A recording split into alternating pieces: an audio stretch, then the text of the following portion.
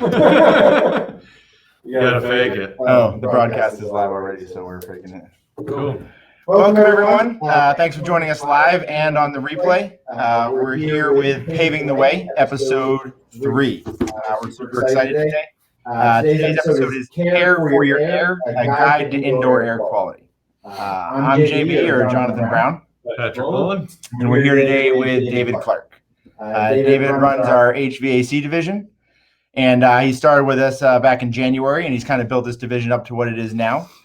So, David, why don't you give us a little background story on you and how you got involved with these guys right here? Well, I've been in the industry for about 15 years now. I've played softball with Pat and JB for a very long time, and it's kind of funny. We kind of share the same values.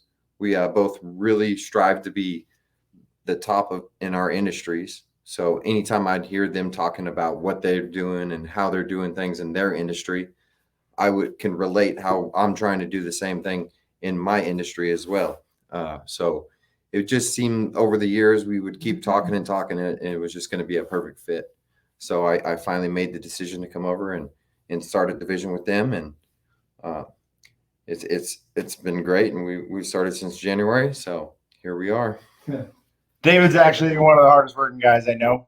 He beats me in the shop, I'd say, every morning. Pretty much every morning. He for sure beats me in the shop. Yeah. And then I see him. I still see he's here after I'm gone. So we have a lot of guys who work really hard, but I would say David's probably the hardest worker we got. He really works, hustles, and gets a lot done. So that's kind of why we partnered with him. We've known him for a long time, like you said, since softball. When it comes to HVAC, there's not a lot of guys that we know who have the knowledge that he knows, but really are constantly trying to get things done faster and better and just more efficient. I think Pat's working with our lights here. So oh, we had a couple lights out. So today we're here. We're going to talk about, like we said, the air quality. We think this is a big deal. We think this is what we're doing differently than everybody else. When COVID hit, everybody started to care about the quality of their air and what was happening with it and how it was operating. So we kind of took that as an opportunity to, I would say, delve into it more, look into ASHRAE, which is they're the ones who decide all of the factors for air quality, how to keep everything clean. They're designers of the Title 24 standards that everyone, I'm sure, is so well aware of. So what we've done is we've taken they've written an article and a lot of their policy about how to keep the air clean. And we've taken the main points from there and kind of turned it into an assessment that we can do in buildings to see how properties are operating. Dave, you want to run us through what those 5 or what those 6 things are? Yeah. So we'll start by the first. The first one is ventilation. So these are 6 steps. The 6th step is actually an advanced collector system, but these are 5 real key steps that we feel that contractors have been missing out on buildings, because what we do is we go and we typically do the maintenance on the units on the roof, but we really haven't been taking our knowledge and making sure that the building is done properly, like how we did when we first went and installed it. So the first step on this process is the ventilation. This is the process of bringing outside air into your building. So when we first do a job, we always make sure it's set to like 35% outside air. But a lot of that gets changed over time, and it's something that's missed. And you'll walk into a ton of buildings and you'll be like, wow, it feels really stuffy in here. And a good portion of that is because the ventilation is not hooked up correctly. I think what we have is what we've kind of worked on here is we built an assessment, an air quality assessment, kind of like we've done for the site assessments, where we can come into a building and we can check these things out. The 5 factors that we're kind of discussing here, these are the 5 things or the 6 things we're going to come out and look at and see what your building has and what your building needs and what we can kind of find from those things to help get the air quality better. Like Dave was talking about was ventilation. We believe that's the most important one. That's kind of what ASHRAE has pushed forward to us, that having ventilation in your buildings is the most important thing you can have. It's what replaces the air in your building. It's what gives you fresh air from outside into the building. And that's really the biggest thing you can have, is getting fresh air into the building. I mean, if you think about it as an office building full of people, you want to be cycling that air through all the time. And ventilation is the number one thing that's going to do that. It's going to bring outside air in, that 35% that David was just saying. It's going to cycle through all the air that's in there, so you're not breathing the same air over and over again. And if you're sharing it with sick people or other people, you're not sharing the same air. That air is getting cycled through. David, what's the standard on how many times it's supposed to get cycled through? Or how fast should you be cycling all the air out of a building? It's to be cycled 4 times per hour. 4 times per hour. So another thing to touch on too is that pulling in the outside air can actually save you money during certain seasons of the year, because where a lot of systems that don't use outside air, they'll just continually heat or continually cool the air that's inside the building, when a lot of the time the outside air is actually the temperature that you're trying to achieve inside. So rather than running a full system, you're just pulling air from the outside, in your spring and your fall seasons. So it can help you save money in the long run too. And according to Title 20, it's actually a standard. It's a standard that you should be cycling that air through constantly. If you're not bringing that outside air, a lot of places will see they're not getting the outside air in, and that is a requirement for Title 24. If you're not bringing in outside air, you're not meeting Title 24 requirements. And this process is actually supposed to start before you actually come into work in the morning. So like at 6 o'clock, if you guys are showing up to your office, at 5 o'clock, your system should start running and cycling that air out. So it's cleaning that air and getting new fresh air in, or outside air into the building before they actually are inside. Do we want to move on to? Yeah. So I think the second one that kind of ties in is the balanced air. Why is balanced air important, Dave? Balanced air is important. So this is another key thing that It gets set up correctly when we finish a job. When we finish a job, every job has an air balance crew that comes in and balances out the whole system. Well, over time, a lot of those systems, dampers can get loose and shut. People could be modifying things. And I can't tell you, I would say 9 out of 10 of every building around, the air is not correctly balanced. Just from what balancing means. Yeah, and balancing air means it's pretty. How could we break this down? It's pretty simple. So it's called CFM, and that's how much air comes into the room. So if you've got 4 registers and say there's 200 CFM, and they're all the same size registers, so there should be 200 in this 8-inch one, 200 in this 8-inch one, 200 in this 8-inch one. Well, over time, people could mess with those, and all of a sudden, you don't get 200 over here. You're only getting 50. So if you're only getting 50 over here, that means 150 CFM is going somewhere else. And this is a huge problem. This is why some areas and some buildings seem very stuffy in certain areas, because there's actually no air flowing in there, the proper air that should be flowing into that section.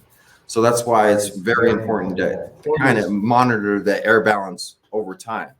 Yeah, or there could be too much air being pumped, so it creates hot and cold spots around the office. And that's actually the biggest thing that we found to look for is hot and cold spots. If you got rooms that are hot, or if you have Janice in accounting who's saying, I'm always cold and everybody else is hot, it's an air balance sign. It's something you should be looking at, and it's a sign of a much bigger problem, which a lot of the things we're going to talk to you about today are signs of much bigger problems. And we'll kind of get into that towards the end after we kind of run through these items. So that brings us to number 3, which is another important one. This is humidity. Humidity, I think, is actually it's probably the hardest one to actually explain. So I'm going to let David do it because. All right, so humidity it's kind of key, especially with when it comes to like COVID. If you got the right set humidity in your building, that COVID will actually get trapped and go through your ventilation system. If it's humidity is too high or too low, those particles will stay in the air and stay where they're at. So getting your humidity correct is actually helping to get those particles to the filtration system of your building. So it doesn't seem like, oh yeah, humidity, I just don't want it to be sweaty in here or anything like that. But it's actually just trying to get those particles in the air to hold some weight so that they can actually make it to the filtration system. I think that brings us to the next step, which is number 4, which is filtration, right? I mean, you're bringing all the dust and the particles and molecules to your filters. And then the filters obviously need to do their job. How do the standards for filtration work, actually? So most of our projects are going to be commercial buildings. We don't really do very much residential at all. So what kind of filters are you looking at when you get into commercial levels, David? Well, you've got MERV 6, MERV 8, MERV 11. MERV 13. And all of these different MERV levels will just trap a different size particle through the system. But you cannot, so everyone thinks, hey, I'll just put a bigger filter into my system and that'll trap everything. But you actually have to have a correct system built for that MERV system. So you can't just all of a sudden put a HEPA filter in your system that's one of the highest MERV rating filters out there. Why not? Explain why not. So your system is able to run so much by the fans inside of it are spinning and you're pushing air through a filter. So that system has a static pressures that's pushing that air through. So if you get a stronger filter, that system might not be built for that, and it's having trouble pushing all that air through that tight filter, therefore putting back pressure onto that fan. It's kind of the most uncomplicated way to explain. And a lot of the things we're talking about here today are going to be the same kind of thing, is that it's putting undue strain on your system. Makes it wear out faster, creates a lot higher costs up front, where if you build the system right, use the correct filters, you can really make your entire system last a lot longer. And there's a lot of companies out there that really don't have your best interest in mind. They're going to want to get all the money they can up front, and they're going to say, oh, well, right away, this is wrong. You need to do this, that, and the other, and this is how much it's going to cost. When a lot of the time we can come in, take a look at some things, fix a few things, do a little tune-up, and make the system last a lot longer. So the main points that we kind of talked about here was the ventilation, the balanced air, the humidity, and the filtration. So according to ASHRAE, those are the 4 major standards to keep the air clean. Those, if one of these items fails or is not working properly, it's going to put undue strain in your system. It's going to not properly clean the air. It's not going to properly cycle the air. I mean, all 4 of them need to be in place. Since COVID came out, a couple other things have been coming out, and new products like the UVC lights, which I'm sure a lot of people have talked about. That's our item number 5 on our list. And then a advanced collector system would be number 6. And these are both kind of aftermarket products that can go into your unit to further clean the air. UVC light will use technology from the sun to basically kill all the particles in the air, get everything cleaned out, so it's sending clean air out, where like an advanced collector system will use like electricity to kind of burn all of that and get rid of everything, and then catch all the remnants in the filter where it goes through. So those are really the main points when it comes to clean air. So what we've done and what we put into place is these, what we call them is the air quality assessments. And like Pat had said, making sure all of these items running, or if they're not running properly, it puts strain on your system. Like we kind of said with the asphalt, we think that asphalt and HVAC, they're the most expensive things you have in your building. That unit that's in your building that's going to feed all the air, feed everything into your property, it's the most expensive piece of equipment in that building. And if you're putting undue strain on it, and over a 15-year life, and you're putting undue strain on it, it shortens the life of that. It's going to get longer. Whereas if your unit's running properly, being maintained the right way, it's doing everything that it should be. It, 1, keeps the air cleaner. It cleans the air for you and makes it run properly. 2, it makes the life of that product run longer. Like, we're an HVAC company. I think we're one of the few people telling you, let's maintain your units so they last longer. So you're not having to spend another $100,000, $200,000, $300,000 on a new unit that could have got another 5 years for you if it had just been done properly. So with these AQAs, we come out and it's just checking these items that we talked about with you. We check and make sure they're done. And in our experience, we've gone out and seen some, I don't like to say things about other contractors, but we've come out and seen some things that should not have been left. That, 1, they're not Title 24. Some things aren't even to code. We had a property that we do some work out of, and they came out and they didn't even install the things properly. So we did an AQA on it. We gave it to the property owners and showed them, hey, these are the things that you're missing. We're not even, we'd like to do your maintenance and the maintenance on your equipment so we can keep it going, keep the air quality there. But really we want to make sure it's running right now. So you know what you're talking about, and you can tell, if you're a property manager, you can tell your customers, hey, you've got a good air quality here. Or even be telling people you're trying to rent properties out to, hey, the air quality here is top notch. We're running per Title 24 standards. ASHRAE would approve this, and we can kind of move from there. Yeah. Just to kind of tie back into why I started with these guys in the first place, this is the exciting thing. Like, we get to do something different. I've been in the industry long enough to know exactly what a lot of contractors do. And what they do is they go up there, they replace the filter, they clean the coil, and they look for any little thing on that unit that they can go down and charge that customer for. With us, we get to actually care about the air quality inside of the building. We're going there and we're looking through that whole system, and we're able to leave there when we do a maintenance on that building and say, here, look, your system's running great and your air quality inside the building is running fantastic. And this is why it's running fantastic. It's all where it needs to be. So it's just one of those exciting things about, once again, we're here to be the best in our industries. And this is exactly how you become the best in your industry. We're doing something that no other mechanical contractor is doing in town.